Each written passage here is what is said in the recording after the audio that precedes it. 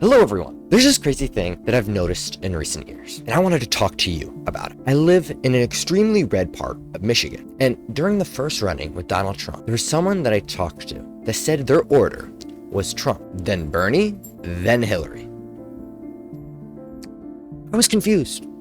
So I sat and thought about it for a while, a few years in fact, and I got an answer that satisfied me on why they would do this. And I think it'd be interesting for you to know. They weren't picking between left and right. They wanted change. So let's break down the political leanings and what they were known for and what they were running on. So what Donald ran on was an American first populist agenda focusing on strict immigration control, renegotiating international trade deals, boosting domestic manufacturing, and cutting federal taxes. What Hillary ran on were progressive domestic policies, including expanding the Affordable Care Act, debt-free college, closing corporate tax loopholes, and enacting a stricter gun control measure.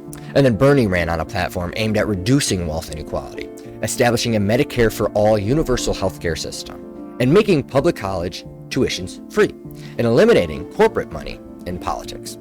You might have noticed that while on the surface they seem very different, they boil down to the same thing. At least with Trump and Bernie. Hillary does take it in a different direction. But let's focus on Trump and Bernie. When you look at it, it's just a change from how it works now, and a focus on the problems that people face, like with a lack of job security. Also, a side note, no matter how much you dislike either of them, they're both charismatic. Like him or hate him, Trump was an unusually charismatic.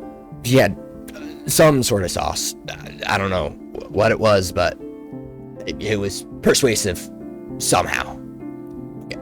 So you might think yourself, what the hell are you talking about? There's nothing similar at all. Well, you're just looking at it in the wrong way.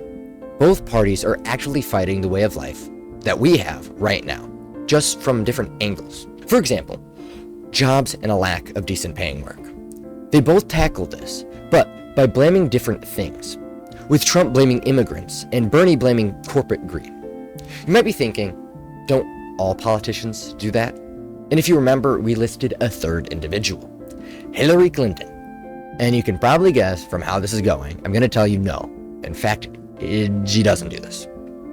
Hillary talks about reworking and adapting existing things, not breaking from the mold that is already there.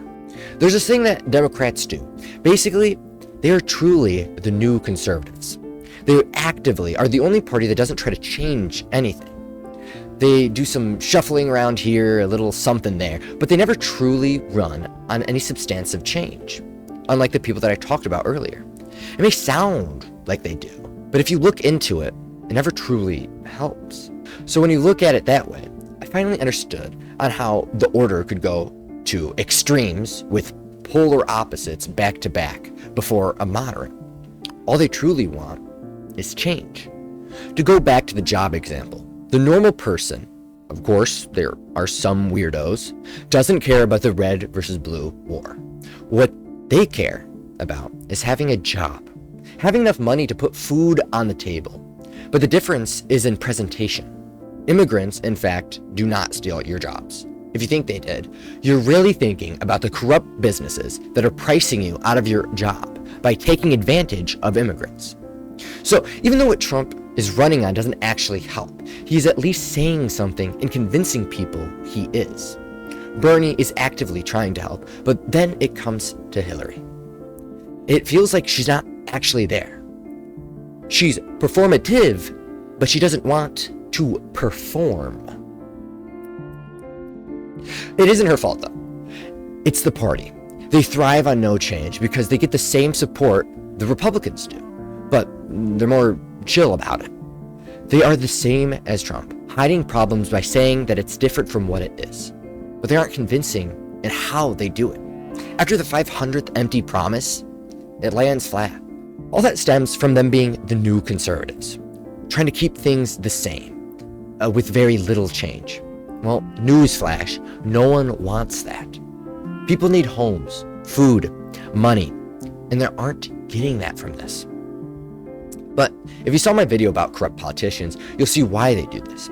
It's the easiest way for them to profit. At the end of the day, though, people don't wake up from bed to care about what people's political ideology is.